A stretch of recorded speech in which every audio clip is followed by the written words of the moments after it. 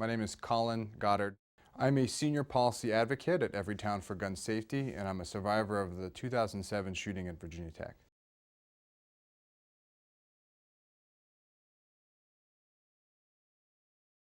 What do you think when you hear the slogan, "It takes a good guy with a gun to stop a bad guy with a gun"? I don't necessarily believe that slogan. I think in that kind of way, it kind of blames people for not carrying a gun with them all the time, which I think is a little odd.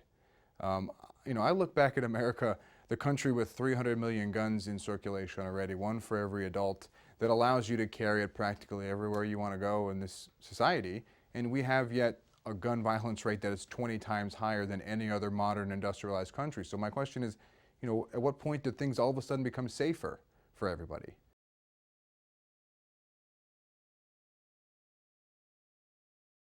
Well, I think the basic criminal background check needs to be applied to every single gun sale in this country, not just some that it's currently applied to, not just sales from gun dealers at gun stores, but really So any time you private sell a gun. sales between two individuals. Yeah. I think for family members, there should be an exemption. You don't have to background check your son, but I think generally when you're selling to somebody you don't know, yeah, you want to do a background check to make sure they can legally own it. Unless we check people before they buy a gun, how are we supposed to know if they can own it or not, you know? Are you satisfied that there's now enough information in the system to keep the wrong people from getting guns? It's gotten so much better since Virginia Tech. It's been a great area of improvement. 8 or 9 states left that don't send these records in right. And so, we need to get to all 50 states doing this properly. If you're really determined to get a gun and you can't get through the background check, you can always find a way to get a gun. Well, the question is, why make it so easy? And in the vast majority of cases, it's not people who are really determined, right? There are a whole variety of reasons why people do these things. But we as researchers and people who set public policy ought to look at the big picture and determine policies and improvements to do the greatest good in reducing gun deaths and injuries, which is why background checks, again, are the most common sense step and systematic way that we have in America to keep guns away from dangerous people.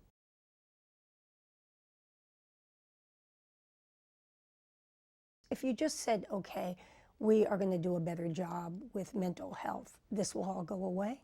I mean, every country in this world struggles with people suffering from mental illness, right? Yet, in our country, we have a much higher rate of gun homicides and suicides compared to those countries. And so I would put that more on the fact that we allow easy accessibility than these other countries, not anything to do with rates of mental illness. I absolutely agree that mental health treatments should be improved and access should be increased, but I don't think that should be happening in place of the need to do a better job of keeping guns out of the hands of dangerous people in the first place. They need to happen together.